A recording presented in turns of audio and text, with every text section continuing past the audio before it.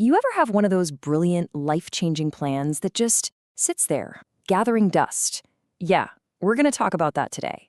It's called the one-day trap, and it might just be the reason you're secretly more addicted to planning than you are to actually doing. Okay, let's be honest for a second. Think about your to-do list. You know the one, the beautiful, color-coded masterpiece you spent an hour on. It feels so productive just making it, right?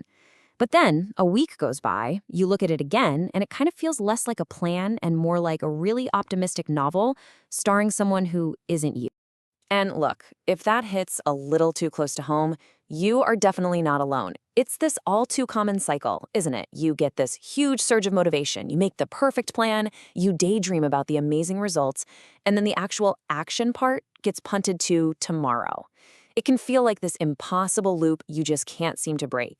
But what if I told you this has nothing to do with being lazy or unmotivated? The real reason for this cycle isn't some kind of character flaw. It's actually a fundamental conflict happening inside your own mind, a battle between two very, very different versions of you. This right here perfectly captures that internal battle. On one side, you've got your present self. That's you, right now, the one who loves comfort, wants the easy path, and is all about instant gratification. And on the other side, that's your heroic future self, the ambitious, disciplined superhero you make all your amazing plans for. The problem is, your present self is the one driving the car, and to them, that future hero might as well be a complete stranger they're being asked to do a bunch of chores for. And this quote just nails it, doesn't it? We're basically outsourcing all the hard work to this mythical future version of ourselves. We think, I'm way too tired to go to the gym today. But future me, oh, that person will be full of energy and ready to go tomorrow morning. We act like they're a completely different, way more capable person. So why? Why does our brain treat our future self so differently? Well, it turns out there's a really fascinating scientific reason for all this. Your brain is playing a bit of a trick on you when it comes to time. And yep, this little mental glitch actually has a name. Understanding this one term is pretty much the key to unlocking the entire puzzle of procrastination. It's called temporal self-displacement. Now I know, that's a bit of a mouthful, but the concept is actually super simple. It's the neurological tendency for your brain to literally see your future self as someone else, a separate individual who isn't really connected to the you of right now. Now get this, because this is the really wild part. Neuroimaging studies have shown that when you think about your future self, the part of your brain that activates is the exact same part that activates when you think about a total stranger. Let that sink in for a second. Your brain processes future you with the same emotional distance as some random person on the street. No wonder it's so easy to dump all the hard work on them.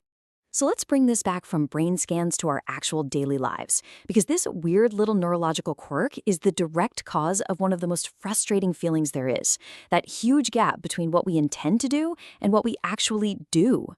Here's exactly how it plays out. First, you set a brilliant goal for your wonderful, productive future self. I'm going to wake up early and meditate every day starting next week. Then, boom, temporal self-displacement kicks in. Your brain disconnects from that future person, making next week feel abstract and miles away. Finally, when the moment actually arrives, your present self, who wants to hit the snooze button now, easily overrules that vague plan made for that stranger living in the future. Present self wins pretty much every time. And that right there, my friends, is the intention-action gap. It's that giant canyon between having a good intention and actually taking the necessary action. It doesn't mean your intentions are bad. It's just that your brain's wiring makes it really hard to connect that good intention to your actions in the here and now. All right, I know that hearing all this might feel a bit discouraging, like, great, so I'm just hardwired to fail. But here's the good news. This knowledge is actually a superpower. It allows you to finally stop blaming yourself and start working with your brain instead of constantly fighting against it. So let's just quickly recap the crucial takeaways. 1. Your brain is wired to see your future self as a stranger. 2. This bias has a name, temporal self-displacement. 3. It's the real source of that frustrating gap between intention and action. And most importantly, remember this. This is a feature of your brain, not a personal flaw. The real power here comes from just understanding what's going on. The goal isn't to immediately find some magic fix. It's that when you feel yourself putting something off, you can now recognize it. You can say, there it is. That's not me being lazy. That's just my present self trying to dump work on a stranger. Just knowing that changes the whole game. It lets you ask a different, better question. What's the smallest, kindest thing I can do for that future person right now? So I'll leave you with this question to think about.